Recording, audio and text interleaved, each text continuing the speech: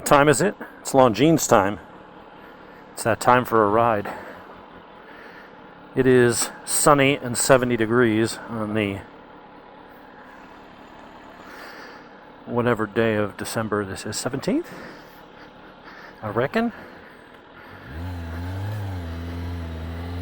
And so, got 200 miles on the clock. Just did my first oil change, get the brake-in oil out. And, yeah. Suspension's dialed in. The ECU's flashed. I got my frame sliders installed. You can't see them from this angle.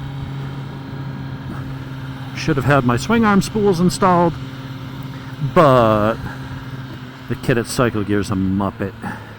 He's a nice guy. I forget his name, but he's kind of a squid. He had a ZX10 and blew up the motor, and he saw mine. He came up, was checking it out, and I was like, yeah, I need swing arm spools. Like, they're 8mm. No, they're 10. I'm like, I'm looking at it, I'm like, that's an 8mm. No, I'm telling you, I got the bike. It's a 10. For sure, it's a 10. I'm like, good, you got any of those? No, we don't have anything in stock. So I was like, fine, we'll just go home and order it. And I ordered them. They come in, and sure enough, the 10s that I ordered don't fit. They're 8s. Always gotta be careful who you listen to at Cycle Gear. They mean well, they're nice. Don't always know what they're talking about. And that goes the same for dealers. I've talked to dealers, and I'm just like, how are you a mechanic, dude? Like, I know more about tuning these things and what the electronics do than you do. You're the one that pays to work on this shit. It's crazy. So, I do kind of a hard break-in. Obviously, I was running the bike on a dyno at 140 miles. Not a lot, just a few pulls before and after. Pulling damn near 179 on Opie's dyno. So, if I were to take, when I had my R1, I was getting like 171, 170 something, low 170s. I went to Chris Moore, I got 182. So, and Opie told me his is about 10 low, and that's what it worked out to be. So, take it with a grain of salt. I'm gonna spitball this and say that if I went to another dyno, I'd be about 185 at the wheel. Which for a pretty much stock bike, I mean, it's just a cat delete, and I didn't even remove the box the cat is in. I literally just pulled out 2 of the inline cats just to get a little more noise. And that was it. Air filter, everything else, didn't get rid of the flapper intake, like nothing. And I could do some other stuff to it, but I'm just like, it doesn't need it. Like, it has so much power. So what we're going to do today is, while it's still fresh in my mind as Streetfighter, I'm going to talk about how the two compare. Am I glad I made the change or regret the change? And really, what are the main differences between them? If you're in a point right now where you're like, hey, I want a sport bike. And if you do the kind of riding that I do, which is occasionally vlogging, anything will do that. But if you kind of like, you spend time up in the mountains and most of your stuff is in the twisties, but then you live near a track and you might want to do an occasional track day, you know. And the reality is you can't go wrong. You can get an MT-09 SP, Street Triple RS, Ducati Streetfighters, ZX10Rs, this. I mean, there's no bike that won't do that. But usually on bikes, to get one thing, to get a strength, it usually gives up something elsewhere. And so the thing you do is you try to find the balance of where do I spend, 90% of my time, and I want the bike to be ideal, really, really good at that. But I want it to also be able to do the other 5 to 10%, right? So that if you get a bike that is really only good as a street bike, but you want to do track days and it kind of sucks, or it's not safe, or it just isn't enjoyable, then, So that's where, and if you get a bike that's a weapon on the track, like Jimmy buys, an R1, and it's an absolute demon on track, although he doesn't really ride it that fast. But it's not a good street bike for him. He's 53 years old and not in great shape, and it hurts his neck and his back, although he tries to deny it. But he won't go on any kind of long rides. He has to trailer his bike everywhere because it's just you know, it's not really set up for that.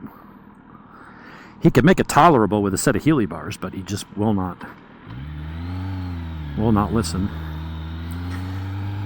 That's our Jimmy. We love Jimmy, but he's very stubborn. He admits that he doesn't know a lot, which is fine. But then he doesn't listen to people who might. Anyway, so I went from a Ducati Streetfighter V2. And if you watch my other videos, you know why I initially made the decision. I love the Ducati. The Ducati is an amazing bike. It's certainly sexier. It sounds better. It's more comfortable. It's a cooler bike. The tech is better. But I went yesterday and got this ECU flashed. Makes monster freaking power. And got the suspension set up. And got like 7 or 8 dyno pulls in between the before and after and stuff. It's $425. Okay? If you want to do that kind of stuff on the Ducati, you can't find an exhaust cheaper. Like here I was able to mod mine. You can't mod the Ducati one. Not unless you own a TIG welder and, you know, you have a metal shop, and, you know, it's probably just not worth all the hassle. But this thing, I was able to mod the stock exhaust, and it sounds awesome. I mean, it sounds throaty, it's deep. It's not raspy and tinny and obnoxious. It just sounds really fucking good. And it didn't cost me anything. I just had to go get the ECU flashed, unlock it and stuff.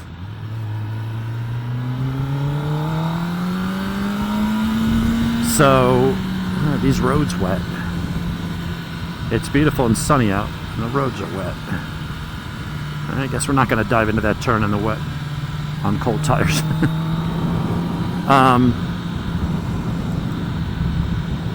So, the Ducati, super expensive if you want to tune it, because that will instantly void your warranty, so you're very limited on options if you want to keep that 2-year warranty.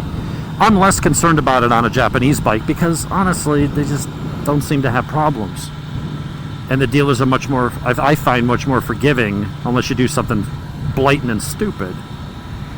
With Ducati, corporate gets involved. When they plug in that Ducati, if any other non-authorized device is connected and done anything to that bike, boom, motor warranty instantly gone. And you could get a bill for $8-9 grand for a motor rebuild or a motor replacement. So I wasn't willing to take that risk. In addition to, you know, any decent exhaust is well over $1,000 just for a freaking slip-on. But if you want to do it the right way to keep your warranty intact with Ducati North America and corporate, you got to spend $3,000 to $4,000. And I wasn't willing to do that, you know. So that's why I end up going, I'm like, you know what, let's, if I'm still able to ride a bike like this as long as I can, why not? At some point, full-on super bikes and super sports won't be an option for me as I, you know, get older and stuff.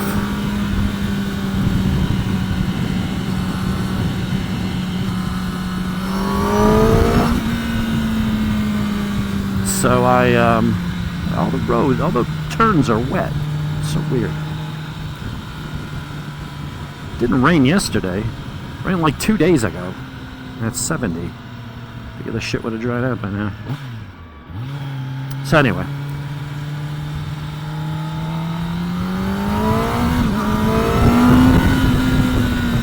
Oh, this jerk off floors it, so I'm like, oh, they're gonna go fast, and he slams on the brake for the turn.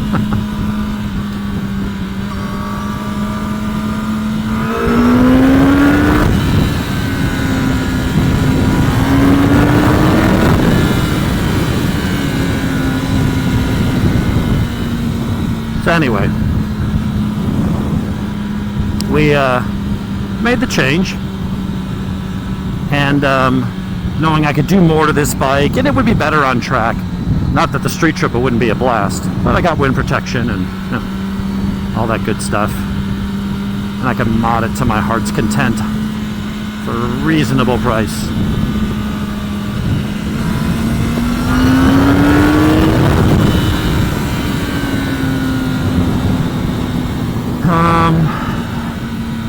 So what do I like and not dislike, you know? So how do they compare directly?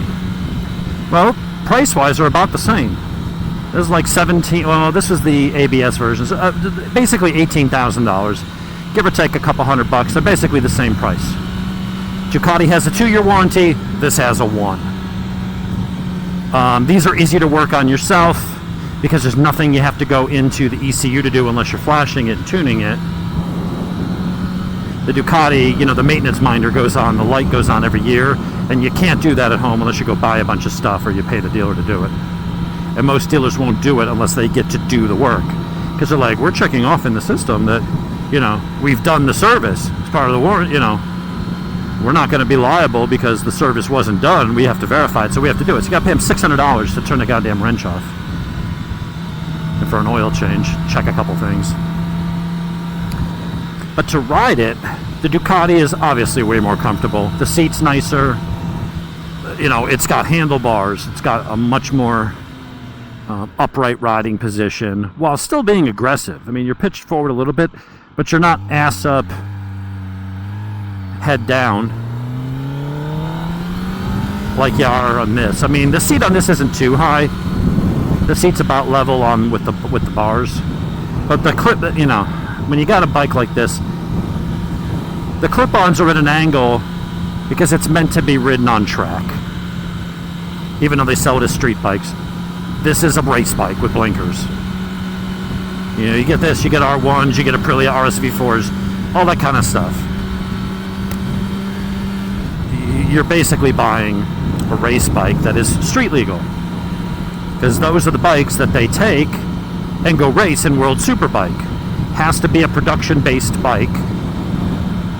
So they design a really good street bike, quote-unquote street bike, but it's the bike they want to take racing. And then they can do what limited amount of mods and tweaks they're allowed to do, but it's not like MotoGP, where they can just kind of make up anything, as long as it fits within the rules. So, suspension feels comparable. I feel like this suspension's just a little bit more taut, but I think it's gonna, there's stiction, it's brand new, it's gotta break in a little bit, it'll probably smooth out just a little bit.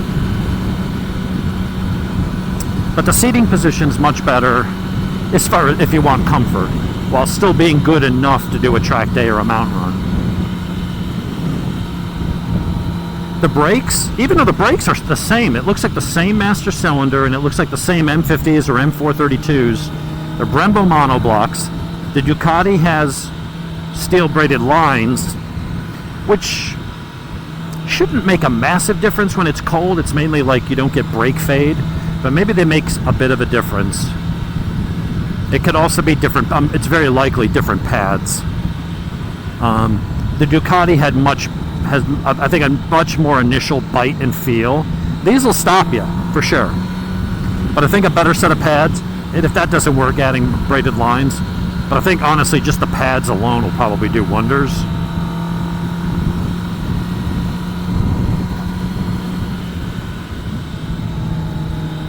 The electronics and the menu system and how to navigate and the granularity that you can get in the controls, Ducati's light years ahead of this. Ducati really is, in general, at the cutting edge of electronics and stuff. I mean, they are really... What the fuck, guys? You got mud all over this goddamn road.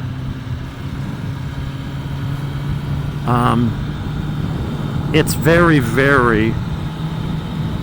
The difference is stark. Now, this has simplicity. It's well laid out. It looks good. You can change it to day, night, just by hitting the button, or put it on auto if you want. There is a 2 display modes. You have street mode and then track mode. Track gets rid of some of the mileage data and shit like that and puts the lap timer up and, things like that. But I would say Yamaha and Ducati way ahead of Kawasaki. Maybe not with regards to what it actually does for the most part, as far as having an IMU and all that kind of stuff. But the Ducati, you got your 3 modes, and each of them are infinitely adjustable. And it's not just full power or reduced, or even full power, medium, and reduced. You've got like a bunch of different steps. You have different steps in your ABS. You have different steps in traction control and wheelie control. You got different settings for the quick shifter. Yamaha throws in rear lift mitigation and launch control. They both give you braking control. How much? This has an IMU, it has ABS, but it's linked to the ride mode. You can't really change it. You certainly can't disable it. The quick shifter is either on or off. Engine braking is either off or light, meaning light engine braking, so it can mitigate some of that if you don't like as much engine braking, but that's it. It's slightly reduced or nothing.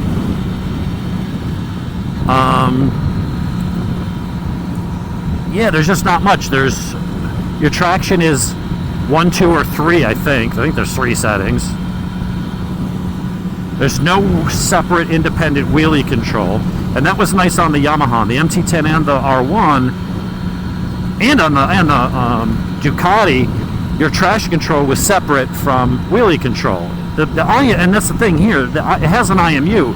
It knows the difference between a wheelie based on pitch, or pitch is that way, y'all, whatever.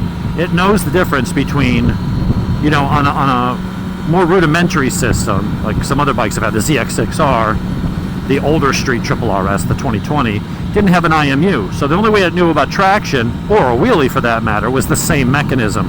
The back tire is spinning up faster than the front because the front's off the ground, or the back tire spinning.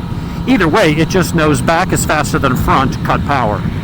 So your wheelie control was basically your traction control. They kind of worked the same, and there was no way to differentiate.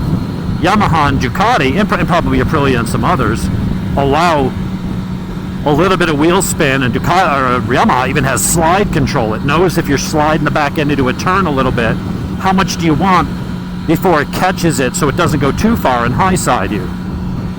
Way more advanced than what this has. Now this thing might allow you to capture those things. It might help protect you from them, but it doesn't let you control if and how much.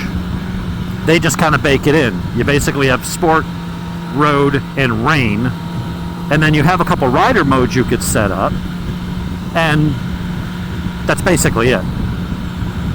And the ride modes really are just, how do you want your throttle, how do you want your traction. There's not much more to it. And when you put it in a rider mode, you lose part of your display options. Like right now I've got the odometer and stuff. I would lose that top one because it would be telling me what power mode it's in and things like that. So when it comes to power, now the thing that Ducati doesn't have, but of course the Yamaha did, is it has a lean angle right down, or max lean, or you can see lean angle as it's happening, and then you can see whatever your max lean was during your ride. So it's got some cool tech. It definitely does. The quick shifter works really, really well. I would say the quick shifter is better than the Ducati. The Ducati's gearbox did smooth out from when I first got it, but it was very kind of clunky and notchy when I first got it.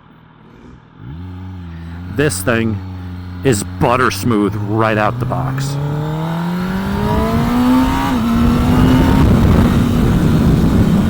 And the quick shifter on the Ducati, going from, like, if you're using it from first to second gear, it can be a bit abrupt and notchy sometimes. This one's not. Now, since we flashed it, the auto blip is a little stronger than I remember it. And I think it's because they increased the throttle sensitivity across the board in sport mode. So the throttle's a bit touchy. Some people probably would not like that. Honestly, I'm on the fence. I love the unrestriction on the top, which is what I really wanted. I may go back and say, look, put the stock map, only do the top end ignition and leave the progressive lower end of the throttle where you're cruising down the road, you have your maintenance throttle, you're in the turn, maintaining your speed and getting ready to drive out. That's not the time you want a twitchy 185 horsepower kicking the rear tire ready to go, right? You want it to be smooth. And then when you get your revs up and you have the throttle buried, then you deliver that knockout punch, right? So, I'll see. Some of it's muscle memory. You're used to riding and you twist the throttle a little bit. And you just instinctively know, I'm on my bike. When I twist the throttle this much, this is, just like braking. Right? Once you get used to the brakes, you're not grabbing it and locking up the front, right? You know, okay, this is how much pressure. If I want to slow down faster, this is how much pressure, and you don't even think about it. So I may just need to get used to this. Before the flash, it was a little bit of like it was a little bit sedate in the low end and mid range. Now it's a little bit unhinged everywhere. But I could put it in road mode if I just want to cruise, or if I'm in the mountains where I'm not really able to use the top end power anyway, then it doesn't matter if road isn't unlocked, you know. Anyway, back to the comparison. The Ducati's got the cool factor. You know, if it had had an exhaust, it would have a great sound. I just wasn't willing to spend the money. This has a great sound without the exhaust. Just a simple mod. As far as power, I mean, the Ducati in stock form makes maybe like 130, 131 at the wheel. We're in the 180s here. We're talking about a 50 horsepower difference. And that is a lot of... What the shit is that? That cannot be street legal.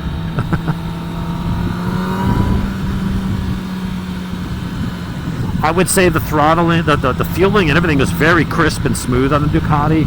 The only niggles I had about that was, and that is a word, niggle, the British use it. It means the only little concern, qualm, question, minor irritation. Someone call me racist because I don't know the word. It's up top when you were like leaned over and you'd kind of roll on the gas. You had to be very, very smooth, because if you're at 8,000 RPMs, it would like fog and then take off. So the bike would pitch forward slightly and then burp, take off, and it would upset the chassis a little bit. And you could tune that out, but again, then we're back to square one with what tune and how do I keep the warranty and how much is that going to cost. So when it comes to looks and just general presence, the Ducati wins hands down. When it comes to warranty, the Ducati wins. When it comes to the ease of use of the electronics and the customization and how you can really dial it into your riding style and how you want, Ducati gets it again. You know, the wow factor, everybody sees a Kawasaki, but you know, if you like attention and you like having something that's a bit different and special,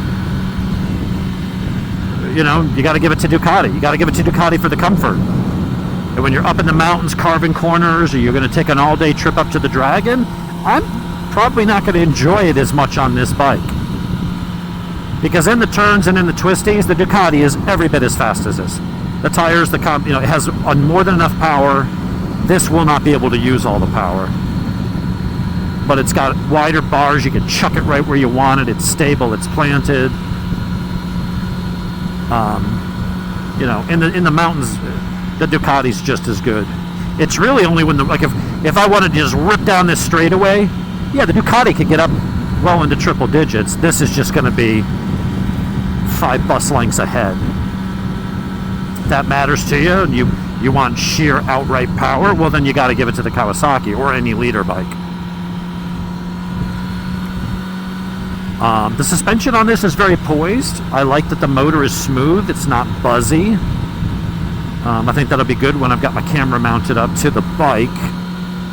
My image stabilization won't be working overtime like it does on the Ducati or any of the twins. Obviously, you got better wind protection. And that'll matter more in the cold weather or at high speed. You know, when you're on the track at Road Atlanta, I've been on a track there because it's got a big, long straightaway. And actually a pretty nice front straight. But I would have... I had a Monster 1200 out there, 1200S. I've had Speed Triples out on track, Super Duke 990 out on track.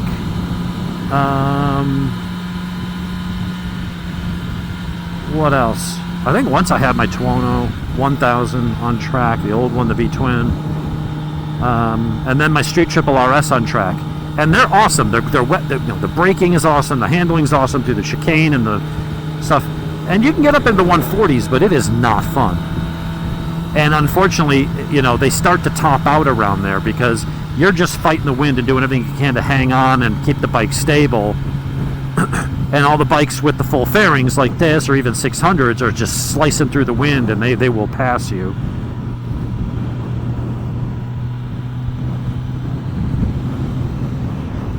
You know, both bikes don't have, the Ducati and this, do not have a friggin' fuel gauge.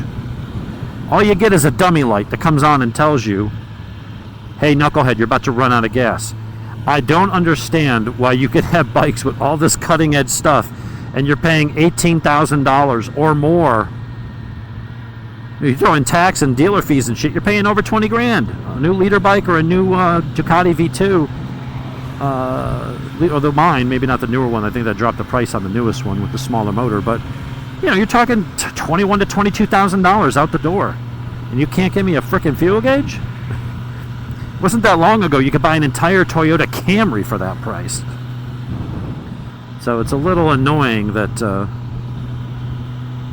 there's no damn fuel gauge. I like the quick shift, the auto blip.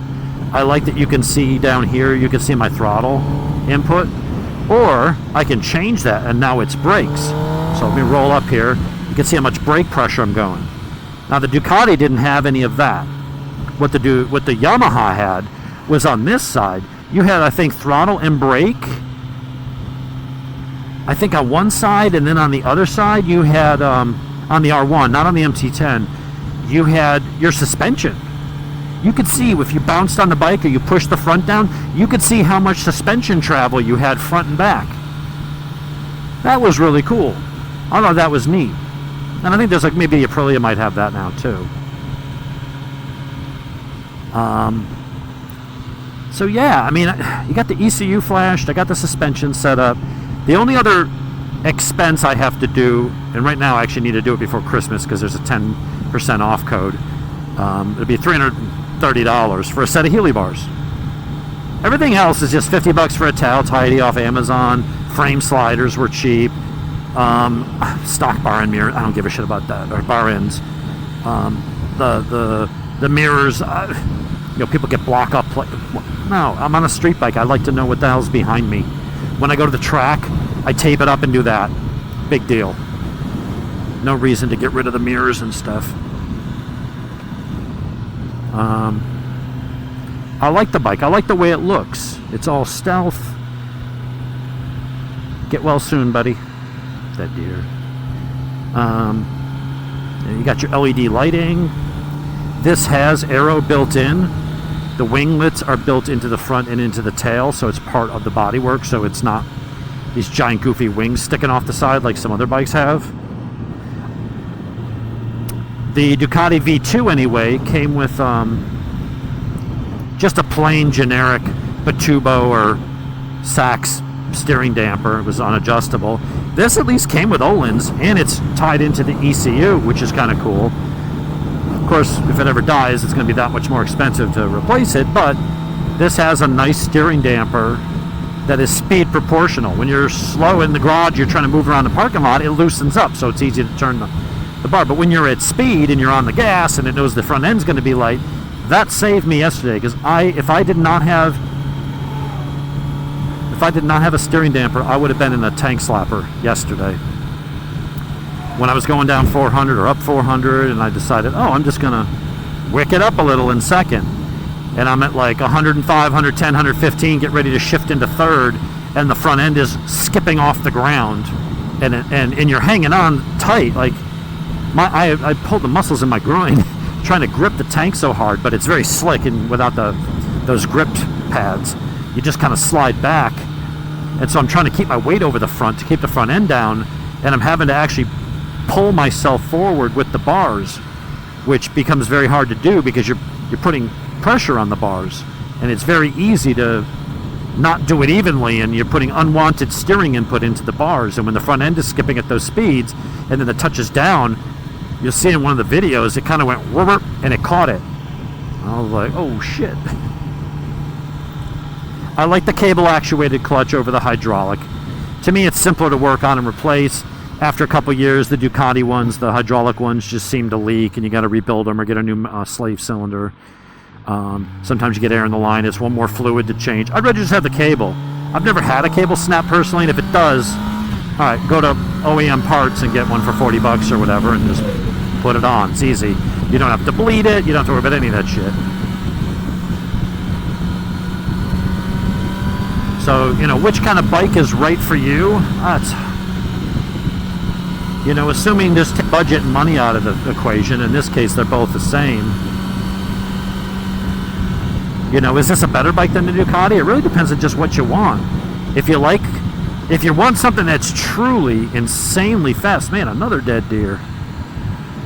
That's insanely fast, and you want to be able to mod it and tune it and do all your stuff to it on the cheap, and have it probably be quite a bit more reliable over time, well, then you go for the CBR, you go for this, you go for the Gixxer, you go for an R1. They're amazingly good bikes. The Japanese know their way around, making quality, precision products. It shows. Kawasaki makes really good stuff and really strong motors. The only downside to this is that this motor doesn't really have much in the way of character. It's very smooth, it's very powerful, and it's amazing. It's scary fast, but it doesn't have any character. You know, the Ducati had character, the R1 has character, the KTM Super Duke, speed triples, the triple cylinders have character. Inline fours are the most, I mean, in some ways they may be like the most powerful, but they're also the most bland from an engine layout. They're just smooth, silky, creamy, linear. They're nice. Nothing wrong with it. But if you're looking for something that has this, I know inanimate objects don't have souls, but if you're looking for something that sounds and feels like it has soul and it has a personality, this isn't it. This is just a really good super bike.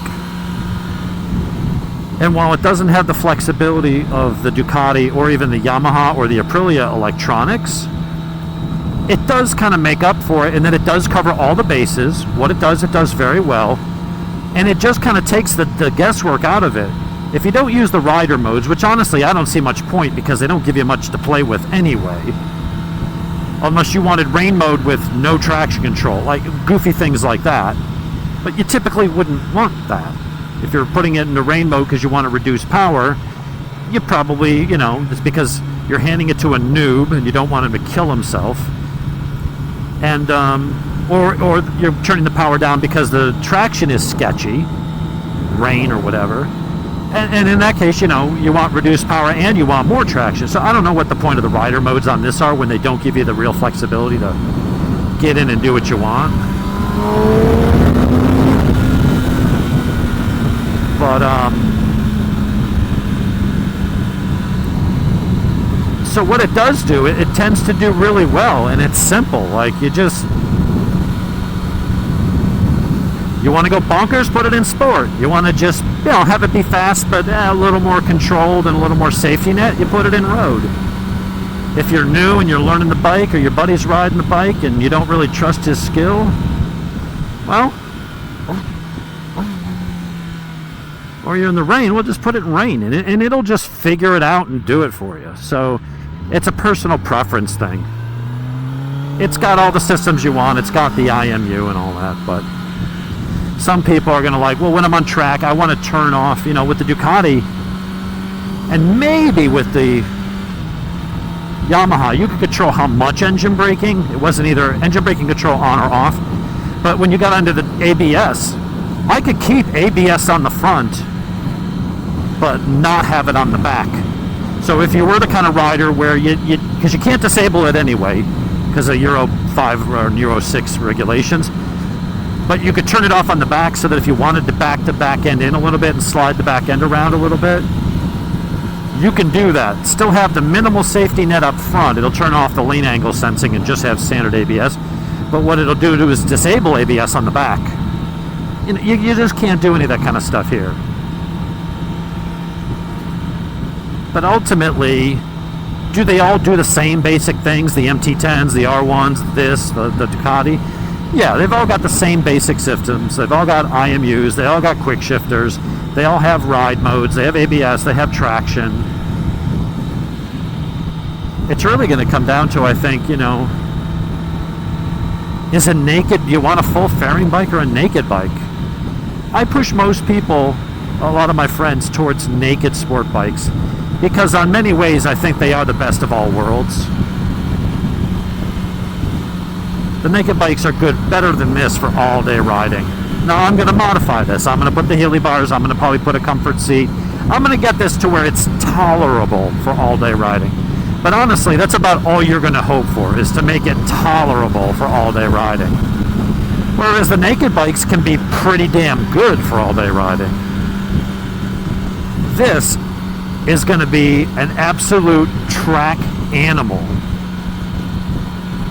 I only go 1 or 2 track days a year, so not a huge deal. But for someone who wants to do more track days, and maybe they do it several times a year,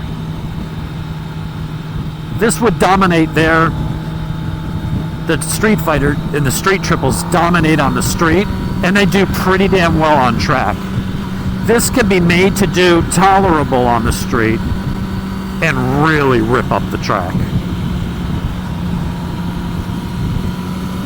Do I regret, making the change? Yeah, I'm always going to miss having the Ducati. It's cool telling people you have a Ducati, not going to lie. I mean, does anybody get a Lambo and then not tell anybody they have a Lambo, or not want people to know they have a Lambo? I mean, that's part of the allure, is being the cool guy with the cool car, right? Not going to lie, we all have egos, and when you got something cool, you kind of want people to know you have something cool.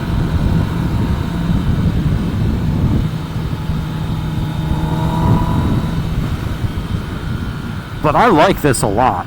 I mean, this thing is...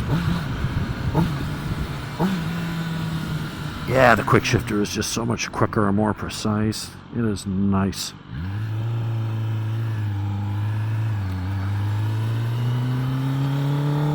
And this has cruise control, which the Ducati did not. And I don't know. I think the MT-10 did, but maybe not the R1. I forget.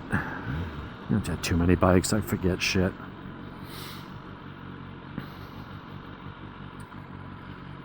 But not gonna lie, this thing has been just really good so far, and it's just stupid fast.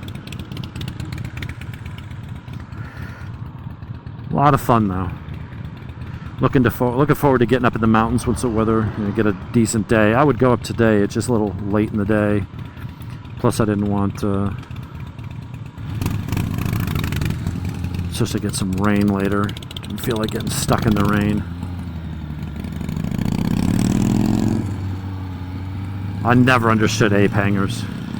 I can't see how that could be comfortable after an hour, just holding your arms up over your head. And it's got to suck in a parking lot if you're trying to maneuver the bike around the garage or low speed stuff.